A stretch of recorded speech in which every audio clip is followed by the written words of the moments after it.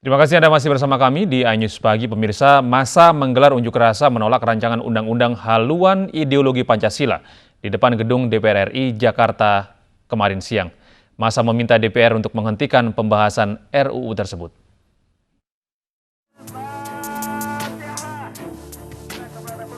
Massa yang tergabung dari berbagai organisasi masyarakat berunjuk rasa di depan gedung DPR RI Senayan, Jakarta. Mereka menolak rancangan undang-undang haluan ideologi Pancasila atau HIP yang dinilai berpotensi memupus nilai Pancasila. Selain orasi, unjuk rasa ini juga diisi dengan pembacaan puisi dari budayawan Taufik Ismail. Perwakilan aksi kemudian bertemu dengan pimpinan DPR RI. Dalam pertemuan ini, massa menyampaikan 8 poin, salah satunya meminta DPR untuk menghentikan pembahasan RUU HIP. Ya, sekarang kan masih di tangan pemerintah. Nah, pemerintah bilang akan menunda, ya mau tidak mau kami harus menunggu. Dan kami terus akan mengawal sampai kami tahu. Tatkala kembali ke DPR, disitulah kami akan menagih janji daripada pimpinan-pimpinan DPR. Masukan-masukan yang berkaitan pasal-pasal kontroversial tadi disampaikan oleh teman-teman dari Habaib dan Tuan Guru dan tokoh masyarakat berkaitan dengan pasal 5 ayat 1 dan pasal 7 kita akan menjadi suatu catatan yang underline dan berkomitmen, insya Allah ini kita akan stop. Terima kasih teman-teman semua. Sebelumnya pemerintah sudah meminta pembahasan RUU HIP ditunda. Pemerintah meminta DPR agar menyerap aspirasi masyarakat lebih banyak dalam menyusun setiap rancangan undang-undang. Dari Jakarta, tim liputan iNews melaporkan. Rancangan undang-undang haluan ideologi Pancasila ditolak berbagai pihak karena tidak memiliki urgensi di tengah pandemi COVID-19. Pemerintah dan DPR akhirnya menunda pembahasan RUU tersebut.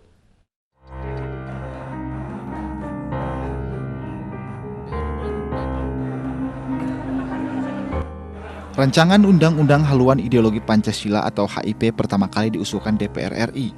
Fraksi PDI Perjuangan disebut-sebut sebagai fraksi yang mulanya mengusulkan RUU ini. Namun dalam perjalanannya, RUU ini menuai penolakan dari berbagai pihak, di antaranya sejumlah ormas Islam seperti Pengurus Besar Nahdlatul Ulama dan Muhammadiyah. Pembahasan RUU HIP dinilai tidak memiliki urgensi di tengah masa pandemi COVID-19.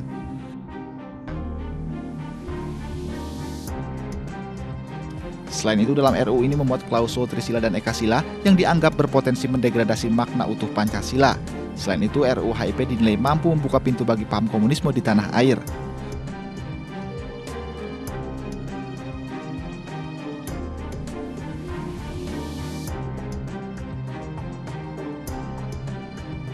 Setelah mengundang pro kontra, mayoritas fraksi di DPR menolak pembahasan RUU HIP. Pemerintah juga memutuskan menunda pembahasan RUU HIP. Pemerintah meminta DPR menyerap aspirasi lebih banyak lagi dalam menyusun setiap rancangan undang-undang. Dari Jakarta, tim liputan iNews melaporkan. Sementara itu, pemirsa, warga berdesak-desakan untuk mendapatkan bantuan langsung tunai di Jombang, Jawa Timur. Warga mengabaikan jaga jarak fisik demi bantuan sebesar Rp200.000.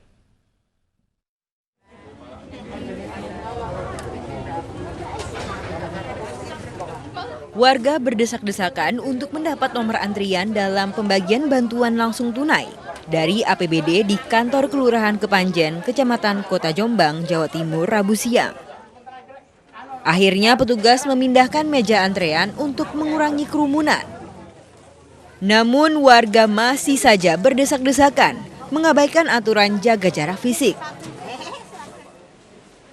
522 warga mendapat BLT sebesar Rp200.000. Bantuan ini disyukuri warga karena membantu perekonomian mereka di tengah pandemi. Kalau dibilang cukup ya enggak. Yang penting kan kita ada rezeki, alhamdulillah Mas ya.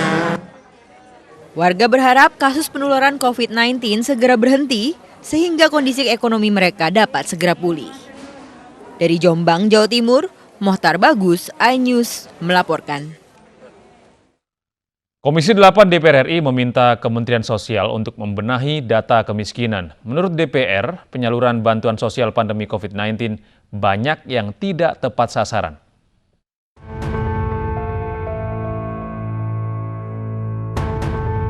Ketua Komisi 8 DPR RI Yandri Susanto meminta Kementerian Sosial untuk membenahi data kemiskinan. Menurutnya hal ini harus dilakukan mengingat banyak ditemukannya kasus penyaluran bansos pandemi COVID-19 yang tidak tepat sasaran. Yandri memberi contoh terdapat 2.000 nama di Kabupaten Cianjur yang tidak bisa dikonfirmasi validitasnya. Namun Ketua Komisi 8 itu meminta setidaknya Kementerian Sosial bisa mulai membenahi data kemiskinan seperti data Dukcapil milik Kemendagri. Carut-marut data kemiskinan yang ada di Indonesia itu bisa diselesaikan di periode Pak Menteri ini. Itu tidak terlalu sulit. Makanya kita kemarin panggil para kepala daerah di mana ini letak simpang siurannya. Kami yakin itu bukan kesalahan Kementerian Sosial, mana mungkin Menteri Sosial tahu nama langsung per orang di tingkat desa. Nah, ini di mana? Apa di tingkat desanya yang kita benarin, di tingkat kecamatannya, di kabupaten, sehingga data itu benar-benar bisa dipertanggungjawabkan, Pak. Pihak Komisi 8 juga siap membantu melakukan perbaikan data, terutama dalam bekerja sama dengan Pemda, agar data kemiskinan bisa segera diperbaharui.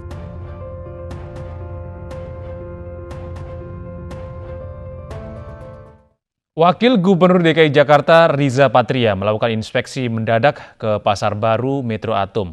Sidak guna memastikan penerapan protokol kesehatan. Didampingi sejumlah petugas, Wakil Gubernur memeriksa langsung kondisi pasar mulai dari ketersediaan tempat cuci tangan, pemeriksaan suhu tubuh, hingga penggunaan masker dan pelindung wajah bagi pedagang. Untuk menghindari penyebaran virus corona di pasar, Wakil Gubernur mengimbau warga untuk mengutamakan protokol kesehatan. Riza Patria juga meminta pedagang agar menaati kebijakan ganjil genap. Diatur semuanya, flow-nya, pengunjungnya, jamnya dibagi, ganjil genapnya juga terlaksana sehingga para pembeli tidak khawatir untuk datang ke pasar ya. Tugas kami memastikan pasar bisa memberikan pelayanan yang terbaik kepada warga sekitar, kepada para pembeli, dan harga-harga juga terjangkau ya. Swab test dan rapid test kembali digelar di sejumlah pasar di wilayah DKI Jakarta. Tidak hanya pedagang yang harus menjalani tes corona, petugas PPSU juga wajib mengikuti rapid test untuk mencegah penyebaran corona di Jakarta.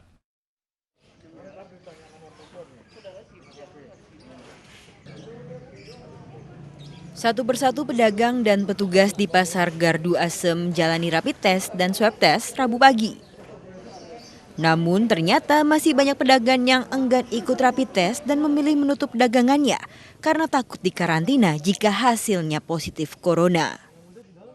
Kepala Puskesmas Kemayoran mengatakan ada 100 alat rapid test yang disiapkan, sementara untuk swab test hanya untuk para lansia yang rentan terinfeksi virus corona. Kita mau turun ke masyarakat ya untuk mencapai dapat data COVID yang sebenarnya. Masyarakat kita itu di pasar itu kan hilir mudik ya, banyak hilir mudik berarti keluar arus masuk orang, kemungkinan rawan COVID itu pasti ada. Ada berapa banyak alat rapid test yang disiapkan? Kita siapkan 100, Mas. Selain di Pasar Gardu Asem, Pemprov DKI Jakarta juga menggelar swab test di Pondok Pinang, Jakarta. 80 warga RW 1 ditargetkan mengikuti swab test. Warga yang diutamakan ikut swab test COVID-19 yakni warga yang dinilai rentan, seperti balita, ibu hamil, dan lansia. Hal ini untuk mengantisipasi penyebaran virus corona. Di Blok F Pasar Tanah Abang, Jakarta juga digelar rapid test dan swab test yang diikuti para pedagang, pengunjung, hingga karyawan. Pihak Puskesmas menyediakan 100 alat rapid test dan 40 alat uji swab. Masyarakat yang hasil rapid testnya reaktif akan langsung diuji swab oleh petugas. Cara ini ditempuh untuk melacak persebaran virus corona di pasar-pasar tradisional.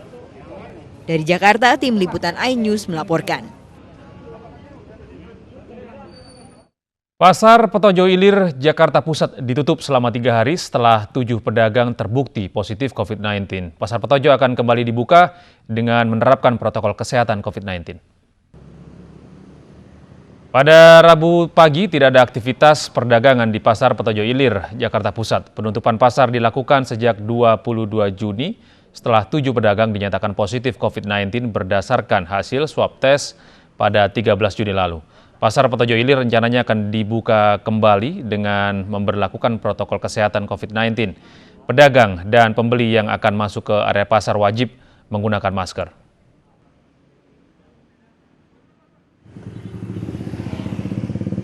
Sementara itu, sejak Selasa kemarin, Pasar Cideng Thomas, Jakarta Pusat ditutup setelah 2 dari 86 pedagang yang menjalani swab test dinyatakan positif COVID-19.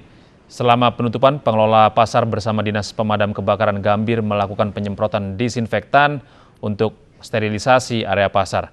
Kegiatan ini merupakan upaya pencegahan penyebaran COVID-19 sesuai dengan instruksi pemerintah. Pasar Cideng Thomas ditutup selama 3 hari dan akan kembali beroperasi pada Jumat esok dengan menerapkan protokol kesehatan COVID-19 yang lebih ketat.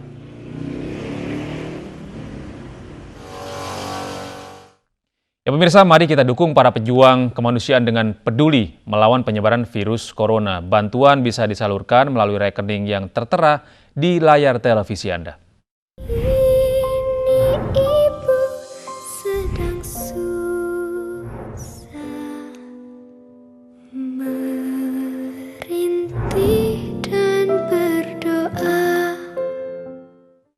Beralih ke informasi lain pemirsa, calon petahana Wali Kota Palu, Sulawesi Tengah Hidayat mendapat dukungan dari Partai Perindo untuk maju dalam kontestasi Pilkada serentak 2020 mendatang. Perindo menilai Hidayat memiliki kinerja yang bagus sehingga mampu memimpin Palu dengan baik.